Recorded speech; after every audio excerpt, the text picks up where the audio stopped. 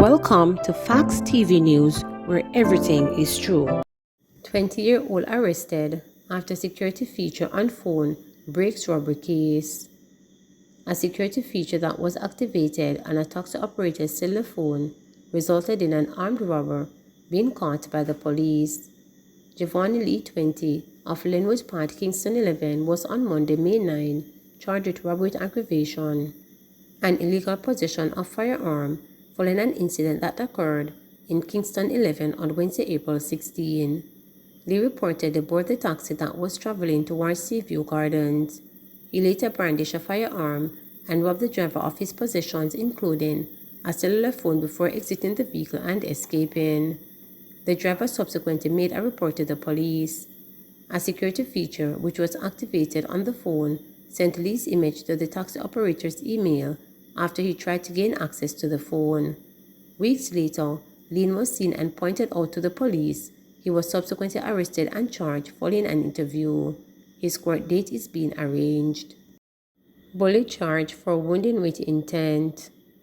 24-year-old Shaquem Ward, otherwise called Bully, a construction worker of Barks District, Portland, was arrested and charged for wounding with intent stemming from an incident that occurred in Portland on Friday, September 24, 2021.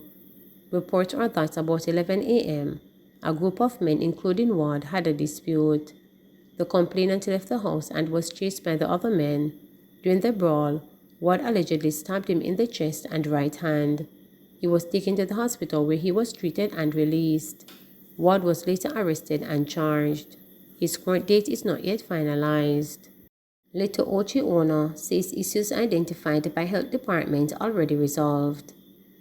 Everald Blackie Christian, the owner of the Little Ochi seafood restaurant and bar in Alligator Pond, Manchester, is awaiting the return of the public health inspection team after changes were made to the garbage receptacle, which he said led to the closure of the popular eatery last week. Christian told reporters that his business was closed after a health inspection team said the garbage receptacle, made from the zinc sheet, should have been built using block, steel and concrete. He said he has now replaced the zinc structure with recommended building materials and that he and his 32 employees are anxiously awaiting the health inspection team in order to reopen for business. I have bills to pay, staff to pay and business to run, Christian told reporters. A release on Wednesday from the Manchester Health Department said only that the Little Ochi seafood restaurant in Manchester has been ordered closed by the Manchester Health Department effective May 3, 2022. This is as a result of breaches of the Public Health Act and its regulations. When contacted, Charmaine Palmer-Cross, the Chief Public Health Inspector for Manchester, said she was in a meeting and unable to speak, but would be able to respond to questions later. Efforts to reach Dr. Nadine Williams, Medical Officer of Health, proved futile. Cops send file of baby who died in car to DPP. A file has been sent to the Director of Public Prosecutions, DPP, in relation to the tragic incident in which a 1-year-old girl died after she was left for hours unattended in her father's car. The child, whose parents are members of the Jamaica Constabulary Force, died on January 19, 2022, 2 days after she was removed from the vehicle. Superintendent Paul Thomas, head of the Major Investigation Division, MID, revealed that investigators are awaiting words from the DPP. We have submitted a file, Superintendent Thomas told reporters.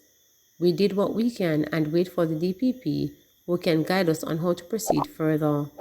Reports are that the toddler's father, a detective sergeant assigned to the Black River Police Station, was supposed to have taken her to daycare but forgot, leaving her in the parked vehicle for hours while he worked elsewhere.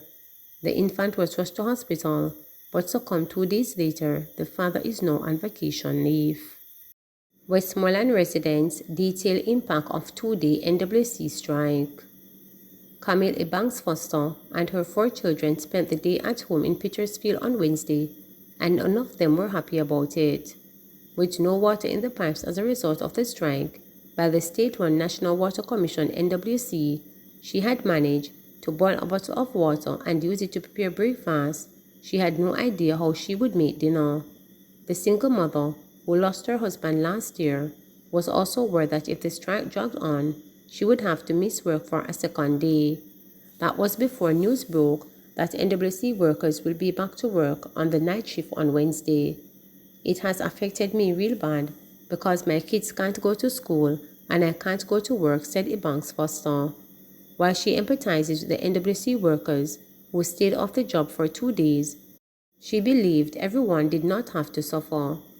The schools Ebanks Foster children attended were among those that closed their doors in Westmoreland on Wednesday. Maisie Peterkin said her grandchildren to Petersfield Primary School only to see them return home early than usual. Better them come home, cause me secure water at home for them, she said. Some schools that use the shift system only manage to accommodate morning classes. Among them was Savannah Lamar Primary School, whose principal, Megan Berry, told reporters that the school had water stored that allowed the first shift to run smoothly. Students from the second shift were told to do classes online. At Petersfield High School, students at the morning shift were sent home after lunch. The school sent out a notice advising parents of the changes. Other Westmoreland schools that did not have classes including Manning and Belmont Academy. Too much speeding. MJ dead left me gone. Those were the gut-wrenching words tearfully expressed by Sandra McIntosh Bryan after her 11-year-old son, Jason Bryan Jr., succumbed to injuries in hospital on Monday. Jason was hit by a car on Mother's Day, a day earlier, in Gutter St. James. According to residents, the child was sent to a nearby shop to purchase items, and while returning home, he was hit by a car about 5:30 p.m. James Bryan Sr., father of the 11-year-old, told reporters that he was crushed by the incident. Young Jason was his firstborn and had a passion for playing the drums and singing. He wanted to become a musician like his uncle. He was a Christian youth because we bring him up God way. Him said, "Daddy, you know me want to baptize and me never stop him," said Bryan Jr. "One day I will see him again because he belongs to God." He has called for the installation of community speed bumps. "It is not the first time a little one is getting hit in the community. Too much speeding going on around here," Bryan Sr. lamented. The death of the 5th grade student at Barracks Road Primary has left his teacher and classmates devastated. Kadian Simit, his teacher, was near to tears as she described the 11-year-old as a quiet student. "It just hit me, just seeing that his bench was empty. I just marked his test paper, and I can't believe this really happened. I am going to miss him dearly, and there is going to be a void in the classroom that can never be filled," Simit reported. The primary school student was said to have socialized well with his peers, who were reportedly not coping well, Simit added. Jason's death triggered a protest in Gutters on Tuesday. The militant demonstrators demanded action from the authorities to prevent a repeat of the tragedy. According to a resident to date, at least 5 children and 3 adults have been victims of accidents in the same area. "From I've been living here, speeding is a problem. We're asking for something on the road just to slow down the speeding, and we're begging for a sign down there to say, 'Slow down zone,'" the resident said. While standing in solidarity with the residents, Michael Thrope, councillor of the Granville Division, said he would be seeking to have speed bumps or other measures installed. "It cannot be that every 3 months you have motorists driving at such a speed and causing mayhem in this community. Something has to be done," the councillor stated. 159 people have been killed in 140 fatal crashes since the start of the year, representing a 5% decline in both incidents compared with 2021 data. There have been 4 deaths of people ages 0 to 9 in 2022 compared to 7 for the corresponding period in 2021. St. James Municipal Corporation opens condolence book in honor of former mayor. The St. James Municipal Corporation has opened a condolence book in honor of former mayor of the city of Montego Bay, Cecil Donaldson, who passed away on May 3, 2022. The book has been placed inside the mayor's parlor, the same location from which Donaldson presided over the affairs of the Montego Bay when he served from 1966 to 1969 and again from 1975 to 1981. Deputy Mayor of Montego Bay, Councillor Richard Vernon, who has been acting in the capacity of mayor, said the book is available from 10 a.m. to 3 p.m. weekdays until Friday, May 20, 2022, for members of the public to express their condolences to the family of the former mayor.